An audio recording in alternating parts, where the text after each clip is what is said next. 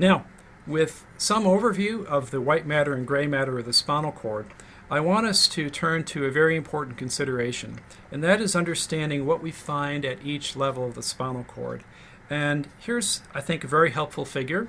What it does is it shows representative cross-sections that are taken from different levels of the spinal cord. And I want you to notice a few features that we find here.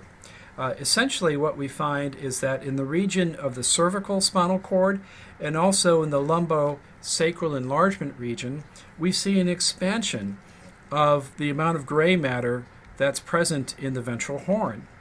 I think that should make good sense to you. This gray matter is providing motor output to the arms, in the case of the cervical cord, and to the legs, in the case of the lumbosacral enlargement.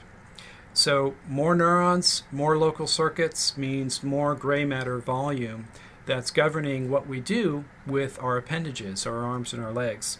In the thoracic spinal cord, notice that the amount of gray matter in the ventral horn is reduced compared to what we find in the cervical and in the lumbar and sacral levels. Okay, so look at how much gray matter we have in the ventral horn. That will help you identify the section. I also want you to notice the amount of white matter that we have here in the spinal cord. Now, for the amount of white matter in the cord, I think it should make a certain amount of sense that it would decrease as we move from superior to inferior. And it's decreasing for two reasons. One reason is that the axons that are coming down from the brainstem and cerebral cortex in the lateral and anterior column of white matter are simply terminating along the way. So if we looked at the upper levels of the spinal cord, we would expect to find more axons than if we were to look at the lower levels of the spinal cord.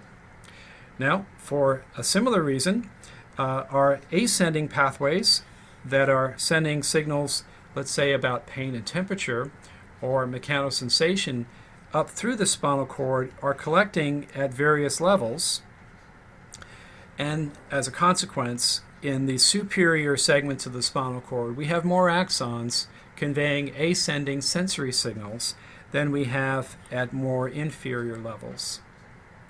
Now, if we then look at the cross-sections of the spinal cord, I think it should be obvious to you that we have a whole lot more white matter here in the cervical cord compared to the very bottom of the spinal cord in the sacral region.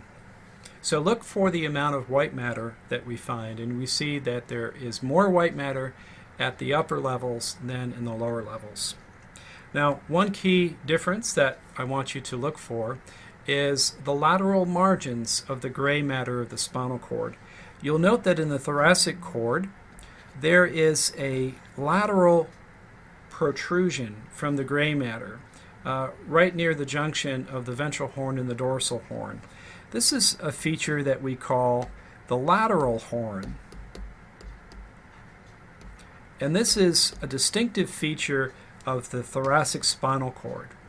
And as we'll see, what's in that lateral horn are preganglionic sympathetic neurons that are providing outflow from the nervous system to the viscera. We see a similar group of cells in the sacral cord, but they tend not to form a pointy protrusion into the white matter.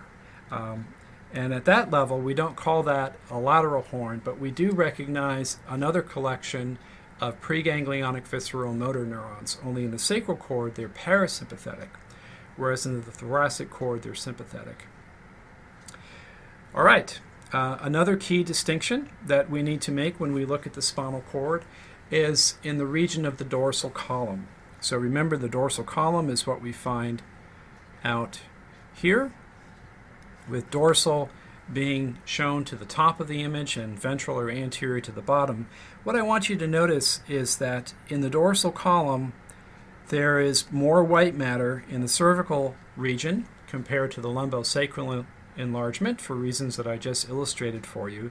But I also want you to note that in the cervical cord, there is a distinction between a lateral component of this white matter and a medial component. And as we talk about our pathways for mechanosensation, what you'll discover is that the medial component is what we find at lower levels of the spinal cord. But as we get into the region of the cervical enlargement, we begin to add white matter from the sensory inputs that are attached to that cervical enlargement, serving the upper extremities. Well, that white matter begins to add up in the lateral aspect of this dorsal column, in the upper thoracic cord, and then we really see it adding up as we move through the cervical enlargement. So look for those divisions of the dorsal column when we look at cross-sections through the spinal cord. And we'll give these divisions names. I don't need to tell them to you now, but just note that in the cervical cord, the dorsal column is subdivided, whereas in the lumbar and sacral levels, there's no such subdivision of the dorsal column. Okay, now I think we're ready to name some of these details and give you a chart that will allow you to explore on your own cross-sections through the human spinal cord.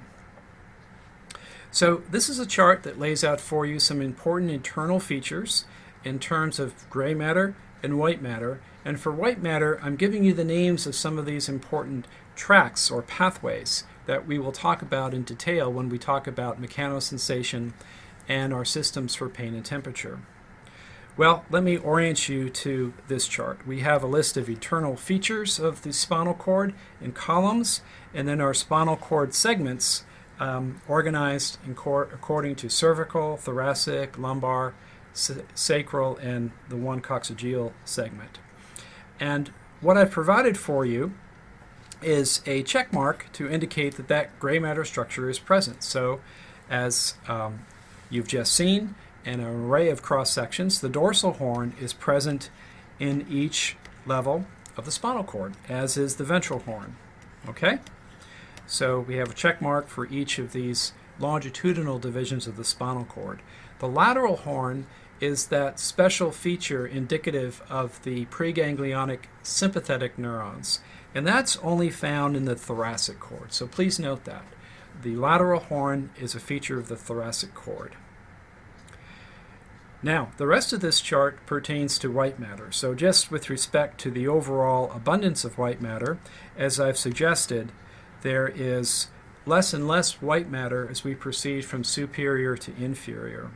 And with respect to the individual pathways or the individual tracks of white matter that will be important for mechanosensation and pain and temperature sensitivity, as well as for motor control, we also see a general superior to inferior progression from more white matter superior to less white matter on the inferior side.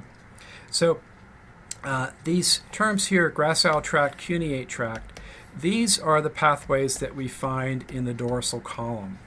The gracile tract pertains to the lower extremity, the cuneate to the upper extremity. So the gracile tract begins to build up in its complement as we pass through the portion of the spinal cord that receives input from the lower extremities. We don't have a cuneate tract until we get into the upper part of the thoracic cord, and then once we do, we rapidly add axons that are adding somatic sensory signals to that dorsal column. Now, I'm going to jump to the far right column because this also is a somatic sensory pathway. This pathway, called the anterolateral system, is found, as its name suggests, in the anterior and lateral white matter of the spinal cord. And this is a system that is conveying pain and temperature signals from the body up into the brainstem, into the forebrain. So here we have a progressive addition of white matter as we go from inferior to superior levels. Now I'm talking about an ascending sensory pathway, which is why my arrow is going up. Now finally, we have two pathways that pertain to motor control identified here. A lateral cortical spinal tract, which is really the major motor control pathway that I will emphasize for you in this course. But there's also a smaller, minor ventral cortical spinal tract. The major pathway, the lateral cortical spinal tract, descends with a progressive termination of axons as we go from the upper part of the cord to the lower part of the cord. And really, much of this pathway is concerned with what we do with our arms and our hands, and to perhaps a lesser extent, what we do with our legs and our feet. This pathway is all about controlling voluntary movements, which mainly involves our arms and our legs. So there's not as dense a projection to the thoracic cord, but we still see the pathways that are working their way down to the lumbar segment. And then once we get below the lumbosacral enlargement, this pathway really drops out of the spinal cord. Now, this minor pathway, the ventral cortical spinal tract, it's a relatively small contribution, and the axons tend to project along the length of the spinal cord, perhaps with some bias towards the lumbar levels. All right. Well, now that we've had a broad conceptual overview of the spinal cord, it's time to actually look at cross-sections and see these features directly. So I would ask that if you have Sylvius software, go ahead and open it and follow along with me. If you don't have the software, that's fine. You can just continue to track with me as we shift now to Sylvius and look through some representative cross-sections of the spinal cord.